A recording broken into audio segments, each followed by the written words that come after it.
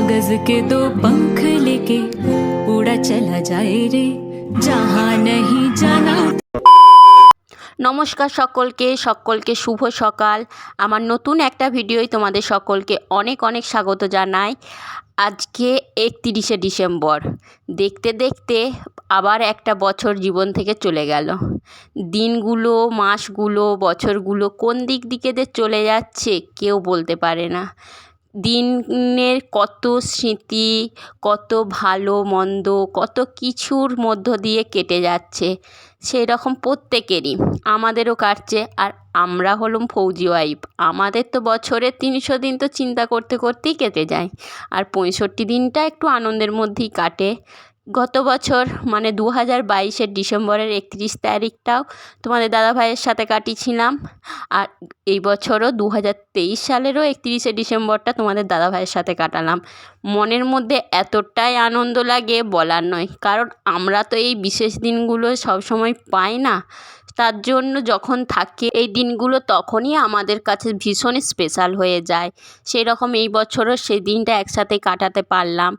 আর কখন পাবো জানি না, আবার বছর অপেক্ষা করতে হবে, প্রত্যেক বছর পাবো কি না তাও জানি না। সকাল থেকে বেশ মুডটাও ভালো ছিল, মনটাও ভালো ছিল। আর ঘুম থেকে উঠেই তোমরা যখন দেখতে পেলে জল খাচ্ছি, গরম জলের বোতলটা তোমাদের দাদাভাই হাতের কাছে এনে দিল।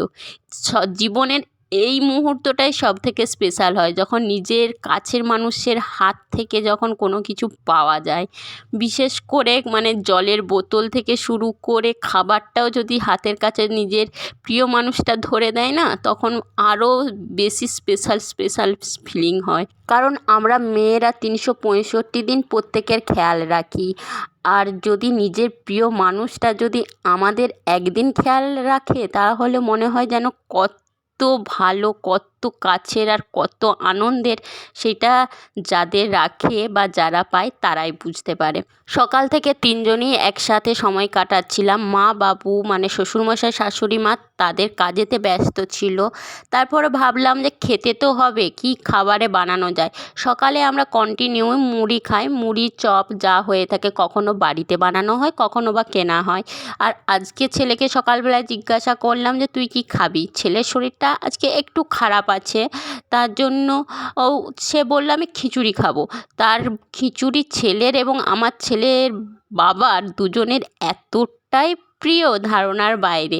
বাড়ির সবজি, শীতকাল এমনিতেই খিচুড়িটা দারুণ লাগে। আর সমস্ত সবজিই আমার শ্বশুরমশাই চাষ করেন, তাই এখানে যে সবজিগুলো আছে, ফুলকপি আছে, পালং শাক আছে, একটু লাউ আছে, তারপর সয়াবিন আছে, সমস্ত কিছুই দিয়ে একটু সেদ্ধ খিচুড়ি বানাচ্ছি। আর আমিও খাবো, চালের খিচুড়ি বানাচ্ছি। ডালিয়ার খিচুড়ি হলে ভালো হতো আমার ডায়েটের পক্ষে, কিন্তু তোমাদের দাদাভাই আসার পর থেকে আমার পুরো একদম ডায়েট পুরো বাজনা বেজে গেছে, বলার কিছু নেই। কারণ তোমাদের দাদাভাই যখন আসে আমি তখন ডায়েট করি না, কারণ তারা সমস্ত কিছু ওইখানে খেতে পায় না। আর আমি এখানে যদি ডায়েটের চক্করে বলি এইটা খাবো না, ওইটা খাবো না, তাহলে তোমাদের দাদাভাইও বলতে শুরু করে দিবে যে আমিও খাবো না।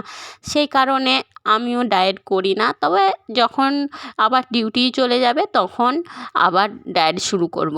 এদিকে আমাদের খিচুড়ি কমপ্লিট।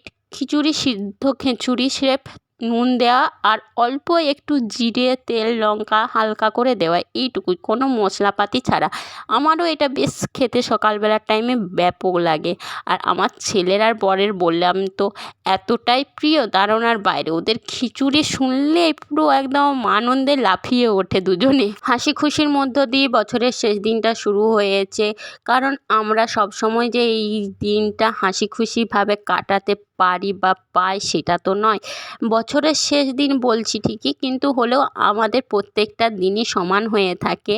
তবুও মনে হয় একটা ক্যালেন্ডার চেঞ্জ হয়, একটা আনন্দের, মানুষদের এই সময়টা আনন্দের, ফুর্তির, অনেক কিছু করে কাটানোর সময়। আর প্রিয় মানুষটা কাছে না থাকলে আমরা সেইভাবে কোনো কিছু কাটাতেই পাই না। আমি এদিকে রান্না করছিলাম, আর তোমাদের দাদাভাই সমস্ত জামা কাপড়গুলো আমি ধুবো বলে রেখেছিলাম, সেইগুলো ধুতে বসে পড়েছে। নিজে বলছে তুমি রান্না করছো আর আমি কেন বসে থাকবো, তোমাকে আমি একটু হেল্প করি। আমি বারণ করলাম যদিও বা যে করো না, আমি পরে করে নেবো। সে বলছে না তুমি তো প্রত্যেক দিন করো, আজকে নাই একটু তোমাকে হেল্প করেই দিলাম। আর বেশিরভাগ সময় অনেক সময়ই হেল্প করে থাকে, অনেক কিছু কাজেতেই হেল্প করে থাকে, কন্টিনিউ যেটা করে থাকে। সব সময় সুযোগ পায় না, কিন্তু 65 দিন যেটুকু সময় সুযোগ পায় সেটুকুই চেষ্টা করে আমাকে সাহায্য করার। তারপর স্নান করে সোজা চলে গেছিলাম খাওয়া দাওয়া করতে, আর সেই মুহূর্তটা আমার ভিডিও বানানো হয়নি। আমাদের সাথে অনেকক্ষণ কন্টিনিউ করা হয়নি, কারণ কাজে খুবই ব্যস্ত হয়ে গিয়েছিলাম। খাওয়া দাওয়া করে দেখো দুপুরবেলায় 3 জন মিলে ছাদে এসে বসে, আমি বসে আছি, বাকি 2 জন, একজন শুয়ে আছে আর একজন হাফ শোয়া। এইটা হলো আমাদের হনুমানটা, হলো হাফ শুয়ে আছে। আমার হনুমানের নাম অর্ক সোনা, হনুমান নয়, আমাদের অর্ক সোনা। কিছু ভিডিও বানাবো, কিছু কাজ আছে, কিছু একটা লিস্ট বানানো হবে, দেখা যাক কি লিস্ট বানাই। আর এই দুপুরবেলায় ভাত টাত খেয়ে রোদে বসে থাকতে বা শুয়ে থাকতে কার কার ভালো লাগে একটু কমেন্টস করে জানিও। আর আমার ফৌজিবাবু তো বলার নেই, ঘুম পেয়ে গেলে আর কিচ্ছু চাই না। এই দেখ একদম নিদ্রা দেবীকে সুযোগ পেলেই নিদ্রা দেবীকে কাছে টেনে নিবে, বাস। কার কার এমনি করে কমেন্ট করে জানাবে। চলো ভিডিওটা কন্টিনিউ দেখতে থাকো। এখন বাজছে বিকাল 4টে, আমরা বেরাচ্ছি আমার অর্ক সোনার ব্যায়ামের ক্লাসে নাকি। অর্ক সোনার আজকে শরীরটা একটু খারাপ, তার জন্য যেতে চাইছে না। আমি ছেলের ব্যায়ামের ক্লাসে যাবার আগে এত সাজুগুজু করিনি, যা আমার হিরো করছে।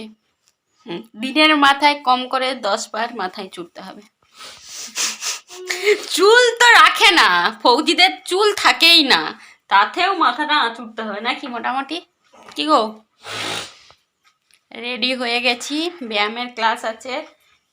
3 জন মিলে বেরিয়ে পড়ছি। আজকে বছরের শেষ দিনটা কেমন কাটলো, সারা বছরটা কেমন কাটলো তোমাদের সাথে পুরোটাই শেয়ার করব। আমার সোনামণি চলো গো, বলে বাবা।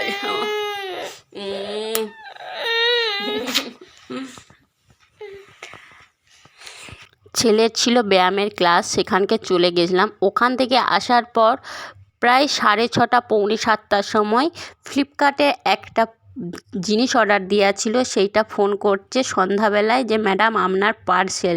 আমি তো সব সময় দেখেছি ফ্লিপকার্টের লোকগুলো সন্ধ্যা ছাড়া মনে হয় প্রোডাক্ট ডেলিভারি করার সময় পায় না।